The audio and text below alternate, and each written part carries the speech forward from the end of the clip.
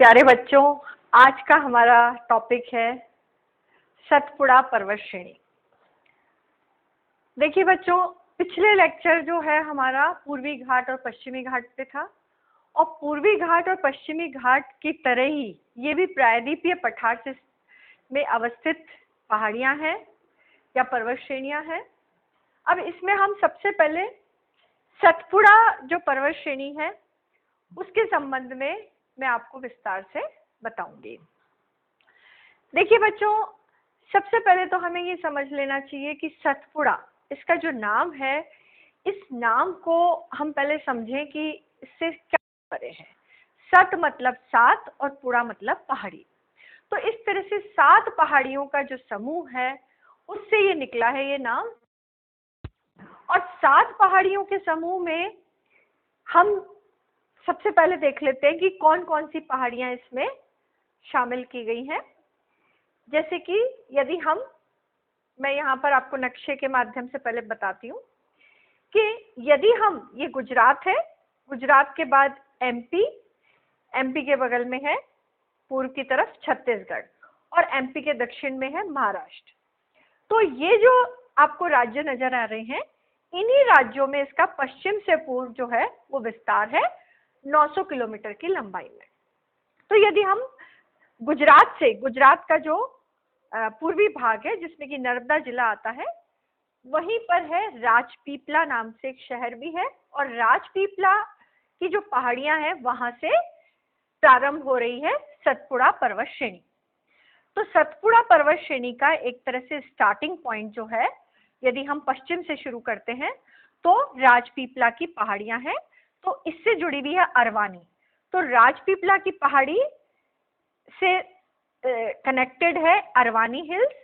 तो अरवानी, फिर उसके बाद है महादेव जो कि एमपी और महाराष्ट्र की, एमपी का दक्षिणी भाग और महाराष्ट्र का जो उत्तरी भाग से संबंधित जो जिले हैं उसको स्पर्श करते हुए पश्चिम से पूर्व है महादेव श्रेणी है।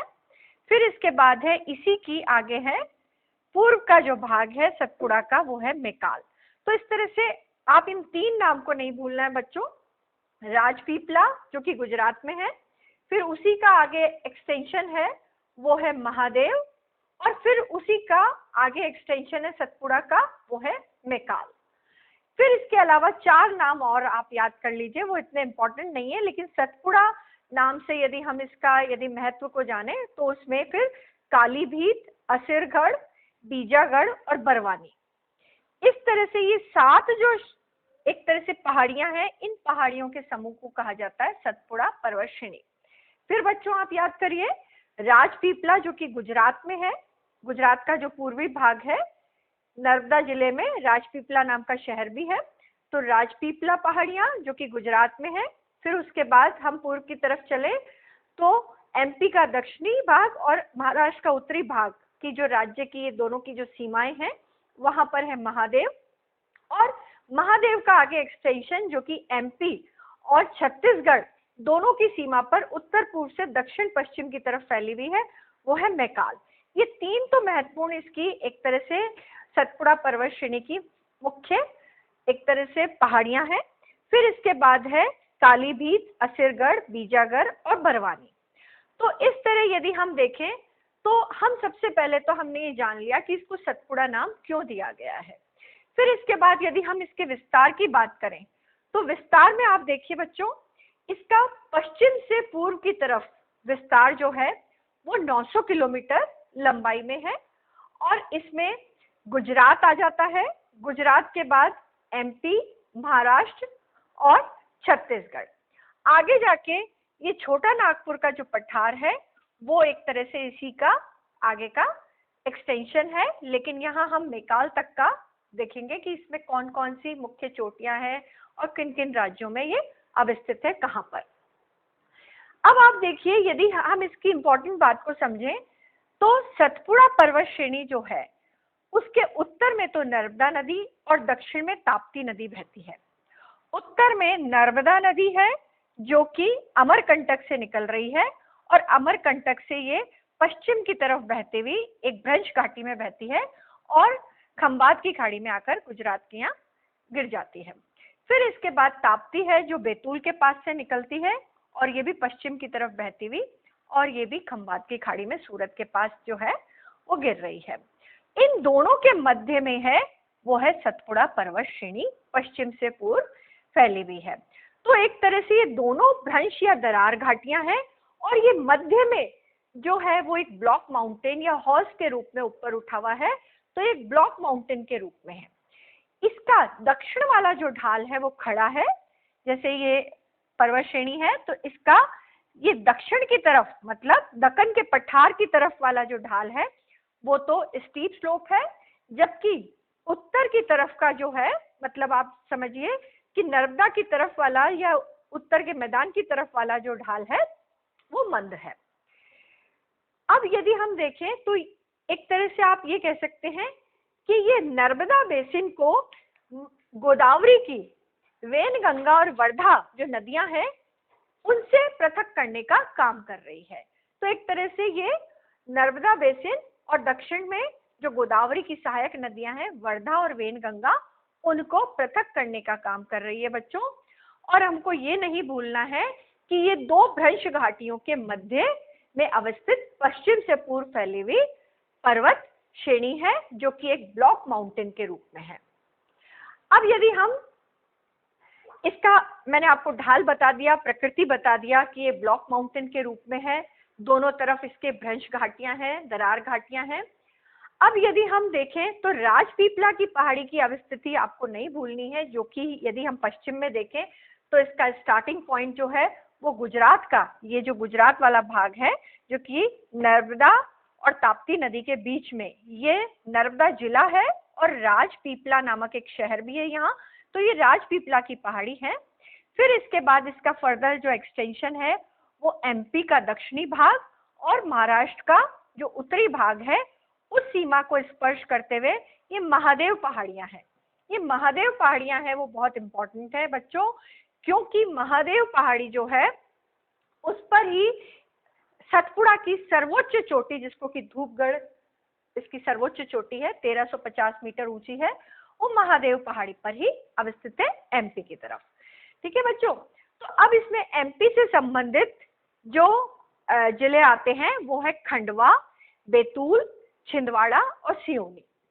खंडवा, बैतूल, छिंदवाड़ा और सिवनी ये जो जिले हैं ये उनसे ये महादेव जो पर्वत श्रेणी है वो निकल रही है। अब इसमें यहाँ पर ही हम ये चीज समझ लेते हैं कि सबसे पहली बात तो ये है महाराष्ट्र की उत्तरी जो भाग है वो स्पर्श कर रही है ये, और एमपी का जो दक्षिणी भाग है उसको स्पर्श कर रही है, जिसमें खंडवा, बैतूल, छिंदवाड़ा और सिवनी जो हैं जिले हैं वो इम्पोर्टेंट है। यहाँ पर एक पंचमढ़ी नामक एक चोटी भी है। पंचमढ़ी यहाँ का एक तरह से हिल स्टेशन भी है।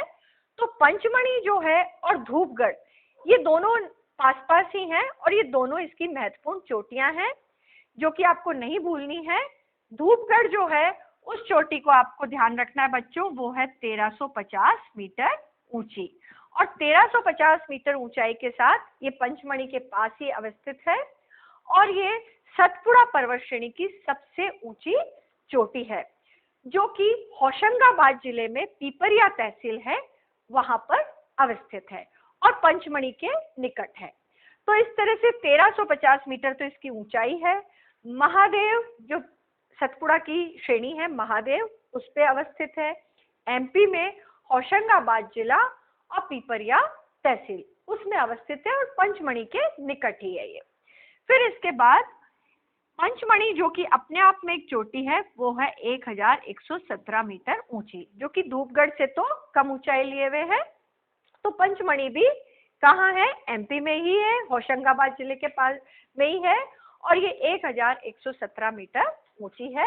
ये एक बहुत ही महत्वपूर्ण यहाँ का एक तरह से हिल स्टेशन कह सकते हैं आप, और पर्यटक स्थल है।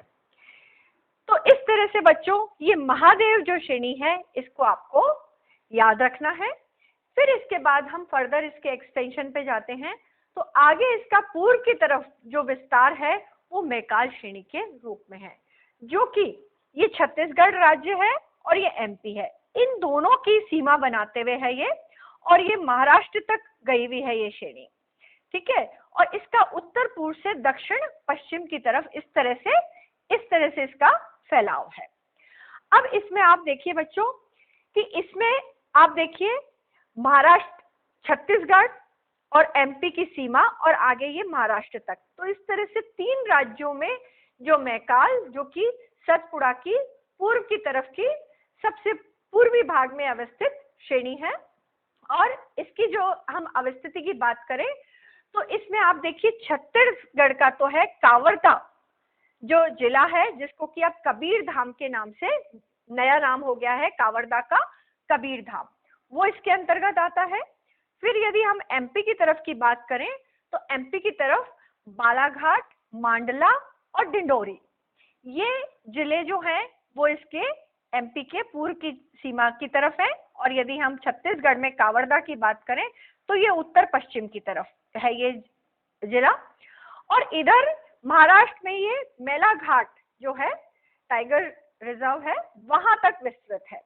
तो इस तरह से जो मैकाल श्रेणी है वो इसका पूर्वतम छोर पे है और एक तरह से पूर्वी भाग पर अवस्थित उत्तर पूर्व से दक्षिण पश्चिम की तरफ फैली हुई श्रेणी है, जो कि सतपुड़ा से संबंधित है या सतपुड़ा पर्वत श्रेणी का भाग है। जिस तरह से महादेव जो श्रेणी है उसके ऊपर धूपगढ़ और पंचमढ़ी 2 पर्वत चोटियां हैं, तो इधर मैकाल जो है उसके ऊपर है अमरकंटक। अमरकंटक जो है बच्चों आपको नहीं भूलना है, अमरकंटक जो है वो जहां पर एमपी और छत्तीसगढ़ की सीमा मिल रही है वहां अनूपपुर जिला है। अनूपपुर जिला में नागर जो पंचायत है वहां पर अवस्थित है अमरकंटक चोटी। अमरकंटक जो चोटी है उसकी ऊंचाई 1036 मीटर है, कहीं कहीं आपको 1040 भी लिखा हुआ मिलेगा।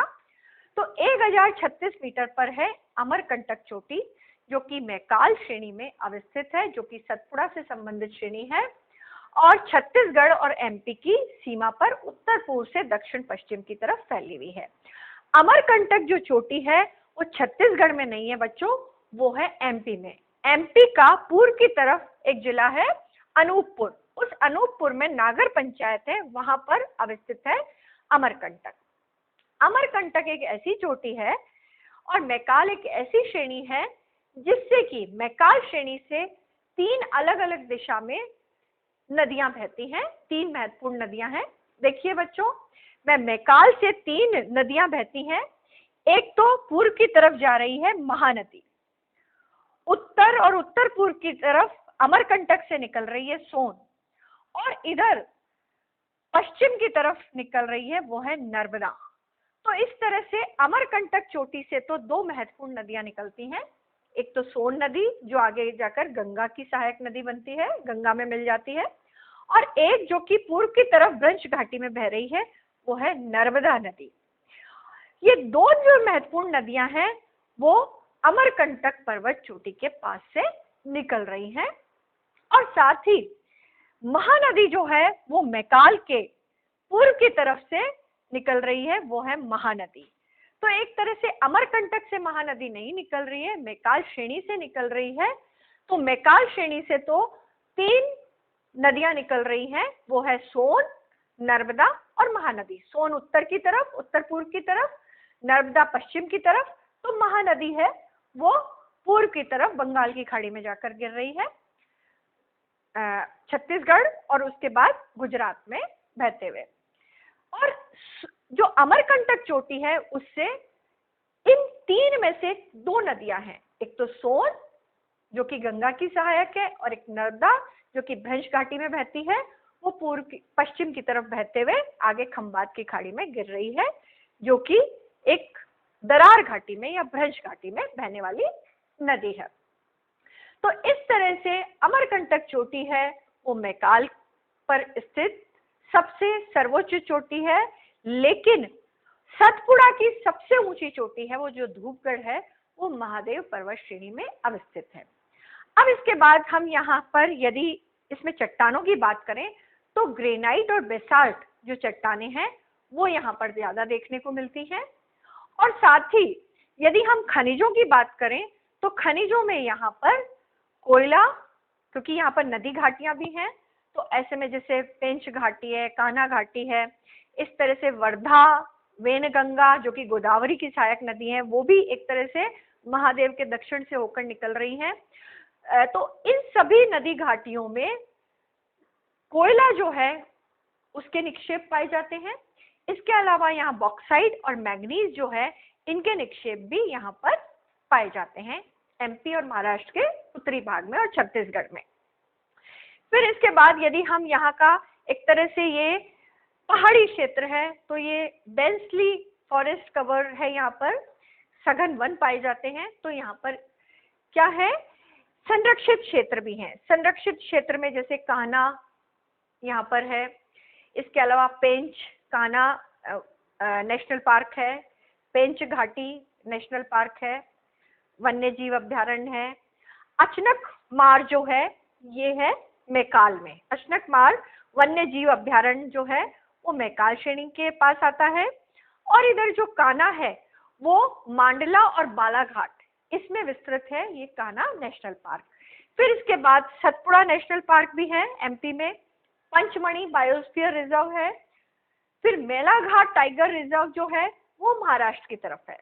तो बच्चों आपको ये नहीं भूलना है कि मेलाघाट टाइगर रिजर्व जो है उसकी अवस्थिति है सतपुड़ा की मैकाल श्रेणी के दक्षिण में, ये है महाराष्ट्र में। फिर इसके बाद अचनकमार जो है ये वन्य जीव अभ्यारण्य, ये है छत्तीसगढ़ में। कान्हा और पेंच जो है वो एमपी में है, और पंचमढ़ी बायोस्फीयर रिजर्व ये भी एमपी में है। तो इस तरह से यहाँ पर संरक्षित क्षेत्र जो है वो वन्य जीव अभ्यारण्य या नेशनल पार्क या बायोस्फीयर रिजर्व के रूप में यहाँ पर पाए जाते हैं। फिर इसके बाद यदि हम यहाँ की कृषि की बात करें तो यहाँ पर जनजातियों में बेंगा और गौंड जनजाति है, वो बहुतायत से पाई जाती है या यहाँ पर निवास करती है। और यहाँ इनकी झूमिंग कल्टीवेशन जो है, ये पहाड़ी क्षेत्रों में झूम कृषि जो है जिसको स्थानांतरणशील कृषि कहते हैं, वो यहाँ पर इनके द्वारा की जाती है। अब इस तरह से बच्चों आप देखिए कि जो सतपुड़ा पर्वत श्रेणी है इसमें राजपीपला, महादेव और मैकाल, ये जो 3 श्रेणियां हैं जो कि सतपुड़ा से संबंधित है, जो कि गुजरात, एमपी, महाराष्ट्र और छत्तीसगढ़, इस तरह से इन राज्यों में ये विस्तृत है। और ये आगे जाकर इसके नर्मदा के उत्तर में है विंध्याचल पर्वत श्रेणी, जो कि हम नेक्स्ट लेक्चर में पढ़ेंगे। ये विंध्याचल से सतपुड़ा पर्वत श्रेणी जो है वो अमरकंटक के पास आकर मिल जाती है। तो बच्चों आपको ये लेक्चर मेरा अच्छा लगा होगा, तो आप नक्शे के माध्यम से इसमें आप इसको याद करिए, कौन कौन सी महत्वपूर्ण चोटियां हैं, कौन कौन सी श्रेणियां हैं, किन किन राज्यों में अवस्थित है। थैंक यू बच्चों।